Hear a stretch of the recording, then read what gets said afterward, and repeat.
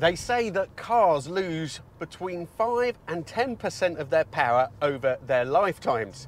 Today we're going to go to Paramount Performance. We're going to do a major service and then put him on the dyno and see how much power he still has. Paramount are based in Wiltshire and they are also experts in tuning these cars. So whilst there, I'm going to find out what options there are and then decide if I want to do something to pep him up a little bit. And after that, I'm going to add up all the costs that have gone into fixing up Reggie, my cheap Jaguar XJR, and we will come to a grand total. Let me tell you already, it's going to be quite shocking.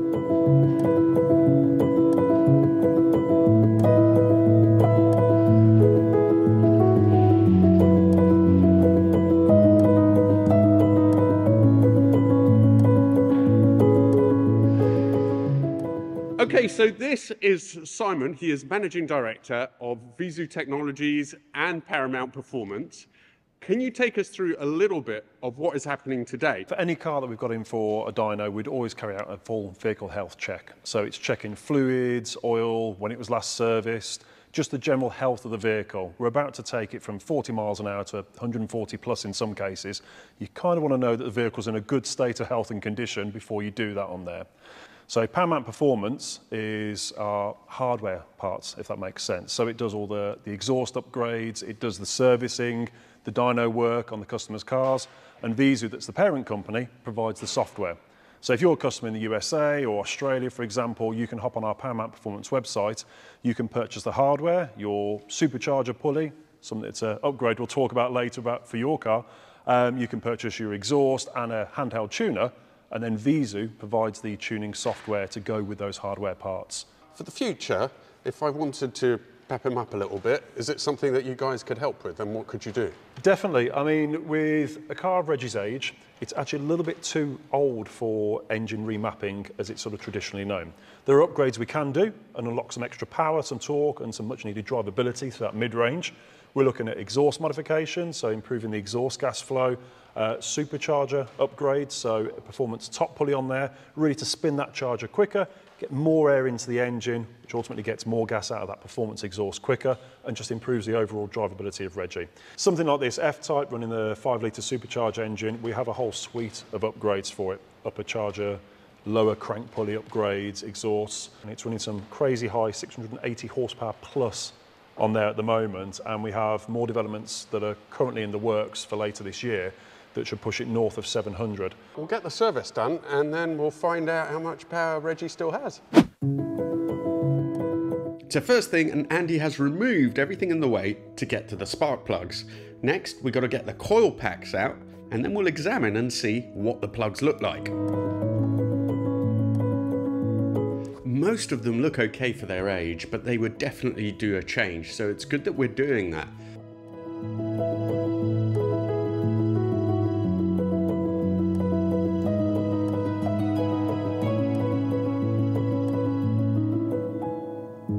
The new plugs go in and then it's time for the oil and filter, and just check out the colour of that oil. It was definitely due a change.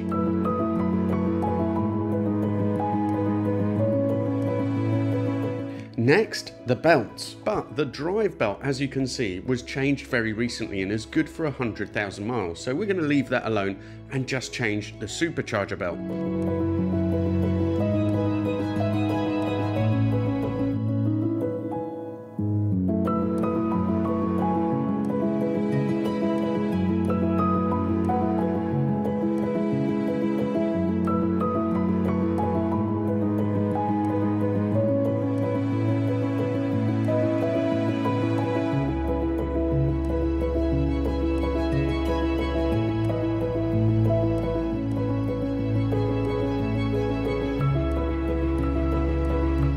Next, it's time for the fuel filter, which is a little bit tucked out of the way and initially reluctant to come out.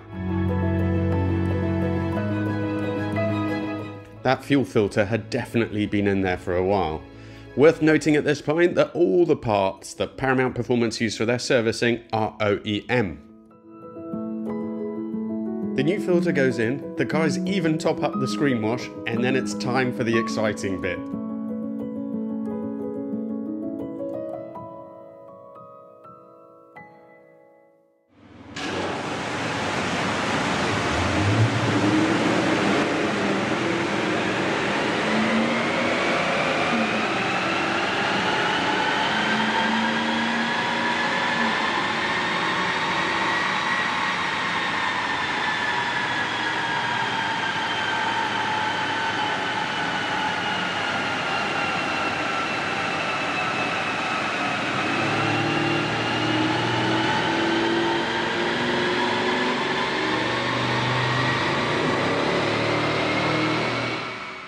Worth bearing in mind here that because Reggie is an automatic, doing the Dino Run is much trickier than it would be with a manual. Even if you manually stick it in gear, like 4th gear, if you press the throttle too hard initially, it will still kick down. So to begin with, they have to feather in the throttle gently and then gradually build up to maximum power.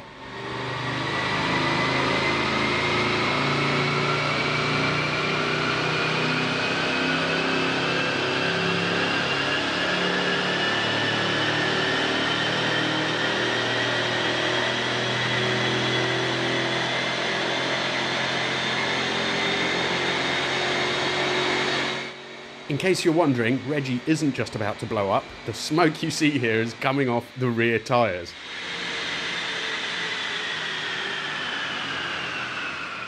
So it's actually run really well. So Reggie, considering 24 years old, I think you said 24 years old, 140,000 miles. Not too bad. We should be looking at what stock horsepower 380 from the factory. Yeah. Brand new car, Yeah. nice and cold, high grade fuel and all of that. We've actually run 346 and a quarter, an important quarter there. Okay. 346 horsepower at the crank. Yeah. That's pretty impressive. We are looking at what, 34 horsepower over 24 years. Okay. Now, let's factor in the fact that it's got an automatic gearbox, so there's a little bit more drag, a little bit more drain on the drivetrain, which will sap a little bit more power. Yeah. I said 24 years old. It's not got a full tank of 99 octane in there. It's got a bit of a mix of both, so that'll have a little bit of effect on there. Yeah. But no, she's pulling really well. She. Mate. I apologise, of course I had it. So Reggie, sorry man, Reggie's pulling really well for a 24-year-old car with the mileage and history on there. That's really impressive. 372 foot-pounds of torque, and you can see you've got quite a nice dome to the torque curve on here, so you've got usable torque across the power band, and there's no drop-off in the power itself. It actually pulls all the way on the horsepower curve, right the way through to sort of 6,000 RPM. So it keeps building power? All the way, yeah. I mean, typically you'd start to see a little bit of a drop-off just before 6 with a car this age. Okay. But Reggie's pulling strong right the way to the end of the power band there. He's done well. Right, so a couple of clarifications here. When I first saw those figures, I thought it was okay, but I was expecting something higher up. First thing is that these didn't actually put out 280 as mentioned. I got that wrong. It's 270 from the factory. Also, once you take that into account, it's about a 20 horsepower drop, so it's about 70%, which kind of tallies with what people think. But on top of that, having subsequently spoken to Simon, he says that they've tested a load of these, and these are good power figures. So it seems that the original factory figures of 270 were a little bit optimistic and carried out under sort of perfect conditions to get the highest figure possible. So overall, Reggie is actually performing pretty well. The question is though, do I want to make him a bit quicker? And Simon there mentioned that there are some options of things that they do with the exhaust, other little tuning bits, and of course, changing the pulley at the front. So let me know, do you think I should go down that route?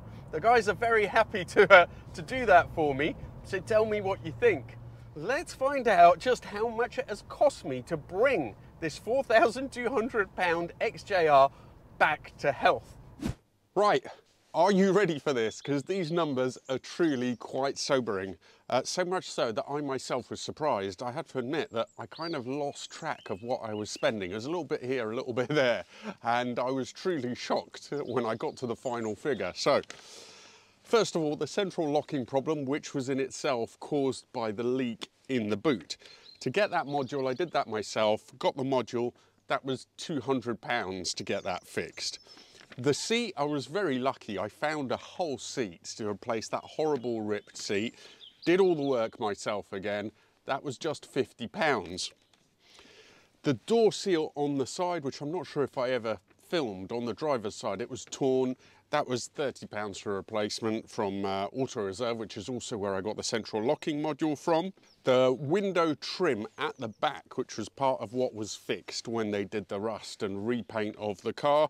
The replacement one of those was £55, again from Auto Reserve.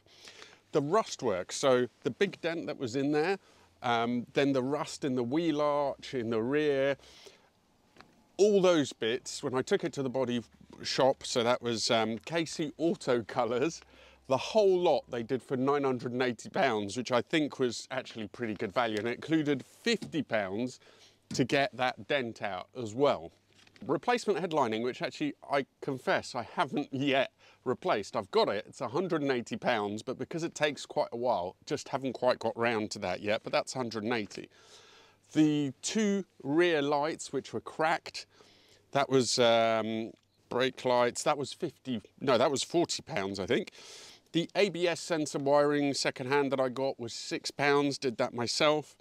The rear shocks, so that includes buying the rear shocks, which by the way are quite expensive because of the CATS issue. So because they are adjustable, electrically adjustable shocks, they were quite pricey, but between buying them and then the fitment altogether was £1,002, and that was at Tom Lenthal.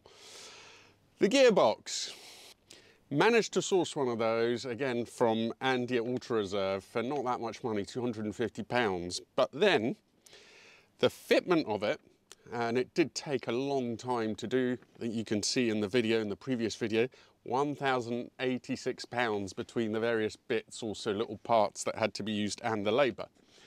The wheels and the tyres, £760, that was at Smart Rims.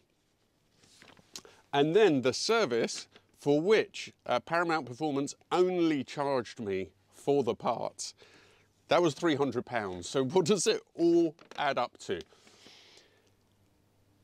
£4,939.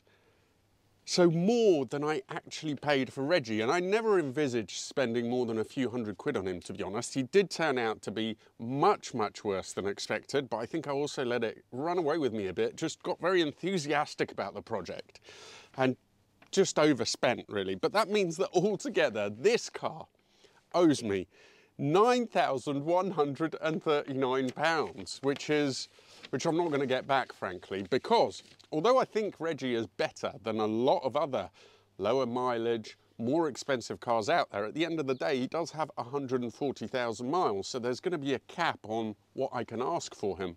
So it'll be interesting to see what you think he's worth now. I paid 4.2, I did overpay. I think maybe it was a £3,000 car. I've put all this money into it. It is now a very good car, and I'm doing some more bits and bobs as well. I don't know, between 6 and 7, maybe. So financially, this has not been a win, but it has been very satisfying. Now, if you want to see Reggie, he will be at Shedfest this coming weekend on the Dad Car stand, and I'll be there as well. So do come and say hello. See you for the next video.